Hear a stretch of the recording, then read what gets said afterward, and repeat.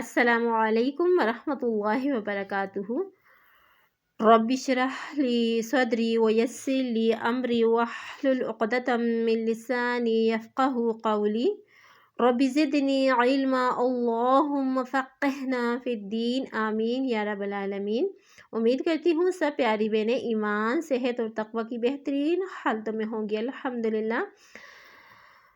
آج اللہ کی توفیق سے، اللہ کی خاص کرم نوازی سے ہم دعائے استخارہ حفظ کورس سٹارٹ کرنے جا رہے ہیں۔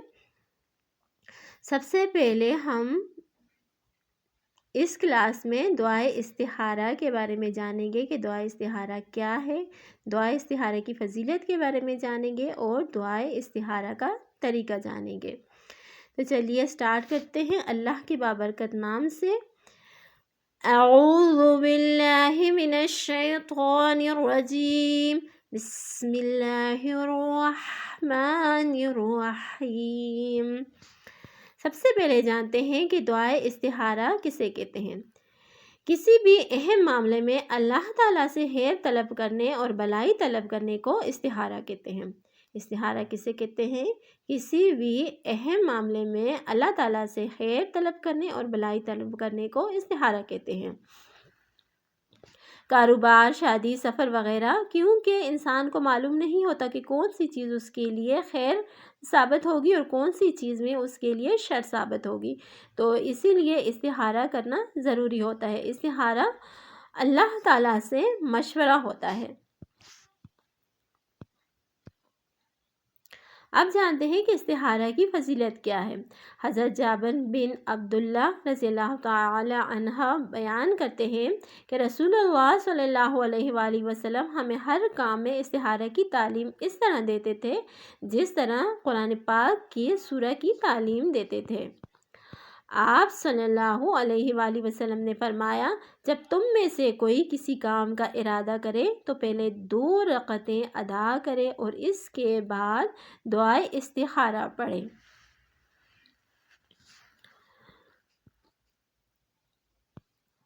یعنی کہ کوئی بھی کام آپ سٹارٹ کریں، کوئی بھی اہم کام آپ سٹارٹ کریں، اس سے پہلے 2 رکعتیں نماز پڑھ کے اس کے بعد استخارے کی دعا پڑھیں۔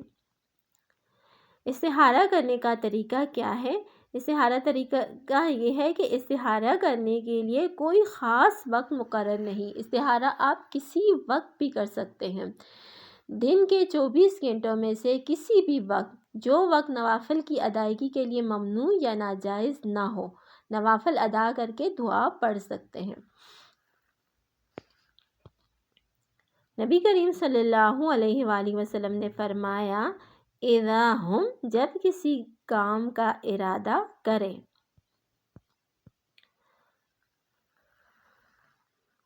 سورہ الشورى آیت نمبر 38 میں اللہ تعالیٰ فرماتے ہیں، وَأَمْرُهُمْ شُورَى بَيْنَهُمْ، اور اس کے معاملات باہم مشورے سے طے پاتے ہیں۔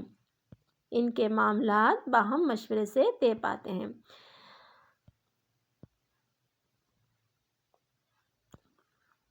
یعنی کہ استخارہ کرنے کے بعد انسان کو کسی نیک بندے سے مشورہ بھی طلب کرنا چاہیے۔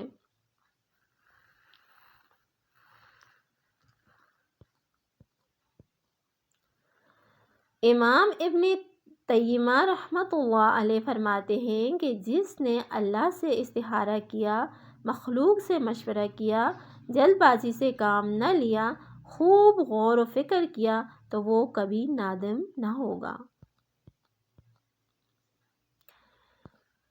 استخارے کے بعد خواب میں آنا یا نہ آنا یہ ضروری نہیں ہے۔ خواب آ بھی سکتا ہے اور خواب نہیں بھی آ سکتا۔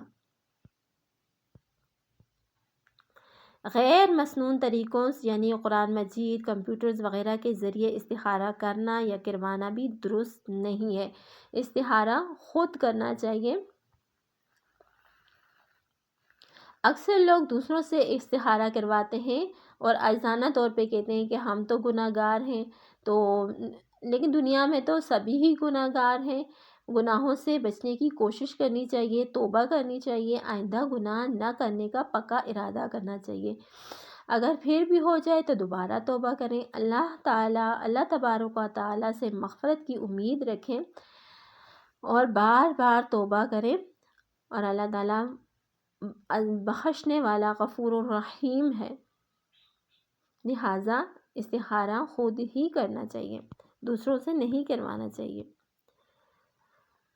غیب معلوم کرنے، چوری کا مال یا جادو وغیرہ کا پتہ لگانے کے لیے بھی استخارہ کرنا یا کروانا نہیں چاہیے۔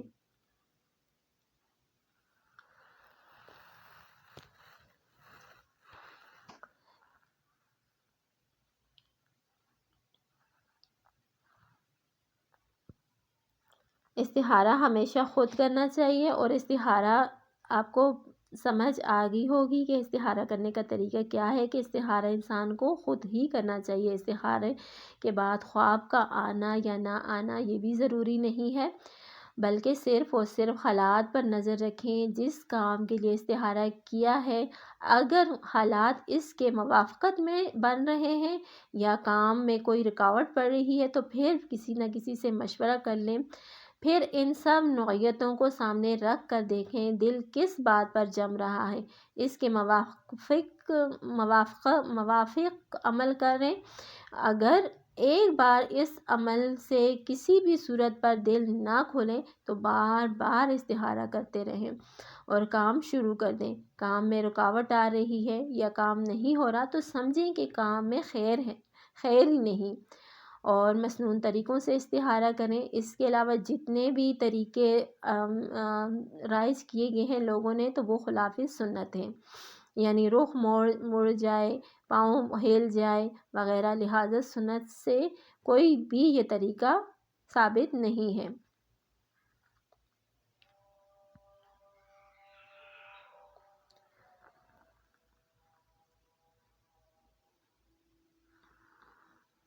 امید کرتی ہوں آپ کو استخارے کے بارے میں اچھی سی سمجھ آ گئی ہوگی کہ استخارہ کیا ہے، اس کا طریقہ کیا ہے، اس کو کس طرح کرنا چاہیے، اس کو خود کرنا چاہیے۔ تو اچھے سے لیسن کو یاد کریں، اللہ تعالیٰ آپ کے لیے آسانیاں پیدا کرے، آمین ثم آمین۔ السلام علیکم ورحمۃ اللہ وبرکاتہ۔